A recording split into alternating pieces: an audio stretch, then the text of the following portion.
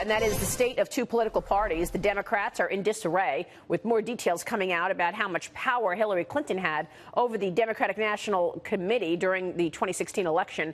The Republican machine is gathering steam. The RNC has more than $45 million on hand, according to Federal Election Commission, while the DNC reported has $7.1 million and debt of almost $4 million. The Republicans have been very successful in raising money this year. Joining me now is President Trump's former press secretary, Sean Spicer.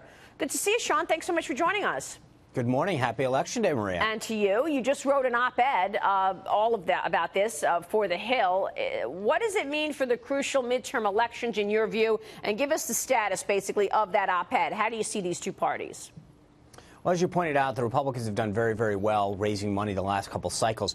But it's not just a question of raising the money and stockpiling it as it used to be the case. It's a question of where you're investing that money. And where Republicans have been investing that money since 2012 is on the ground, putting people down on the ground in data. And where it matters is an election like today in Virginia, where you're talking about a close election, knowing who those voters are.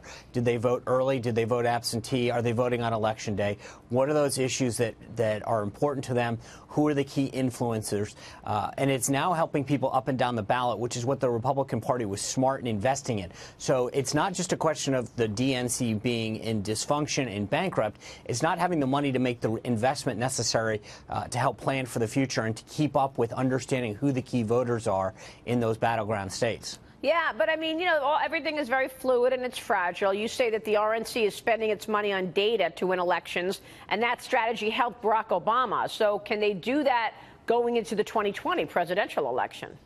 Well, that's a good point. I mean, what I think Obama did very successfully, frankly, was in 2008 build a campaign around one candidate to make sure that they understood who the key voters were, why they wanted to support Barack Obama, why they might support Senator John McCain at the time, and who those swing voters were. The issue was the Republican Party, I think, smartly at the time said that was great. Obama built a great machine for a candidate in a campaign. But when that campaign went away, it's hard to translate those attributes of why someone wanted to vote for a particular campaign or candidate to up and down the ballot. Where I think the Republican Party was smart is it extrapolated that effort to an up and down the ballot mechanism. So now whether you're running for dog catcher in a small municipality or president of the United States, up and down the ballot, Republican candidates have access to that data and a field operation that's making sure that we turn out the right voters on the right issues to make sure that we understand when they're going to vote, what are those issues, and who those influencers are that are going to help them get out and vote Republican versus Democrat. And do you think that's going to be happening today? I mean, obviously, you mentioned Virginia. That's one of the more important and closely watched races.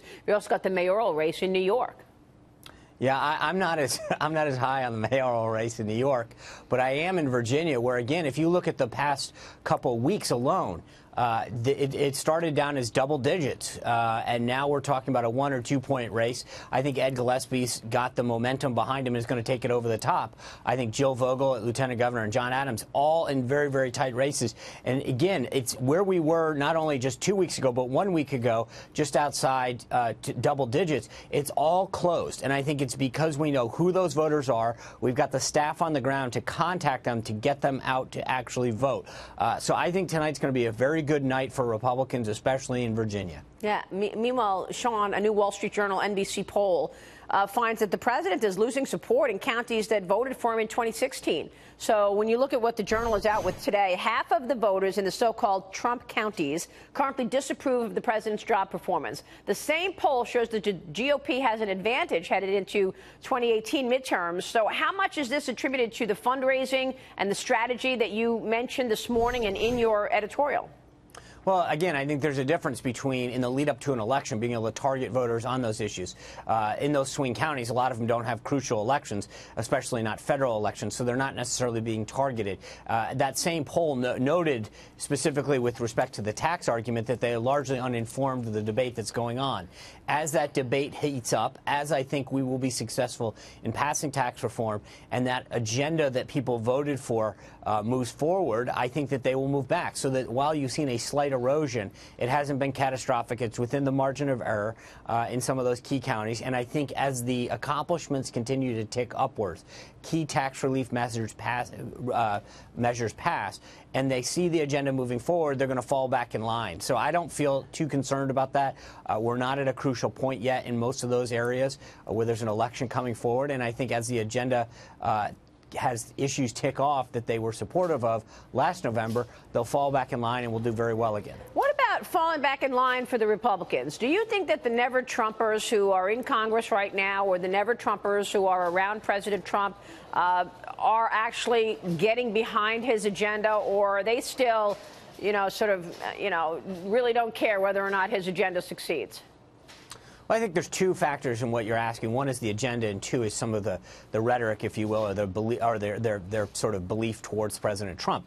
On the agenda, I think by large, they're in support of it. I think you see a lot of these folks talk about the president on a personal level, and you've seen what's happened. I mean, you've got Senator Corker and Senator Flake in particular who have come out very personal, very loud about that, and both of them have said they're retiring. By and large, the president continues to enjoy support from the Republican Party and elected officials, and people recognize the broad base of support that he has. Yeah. Okay. All right.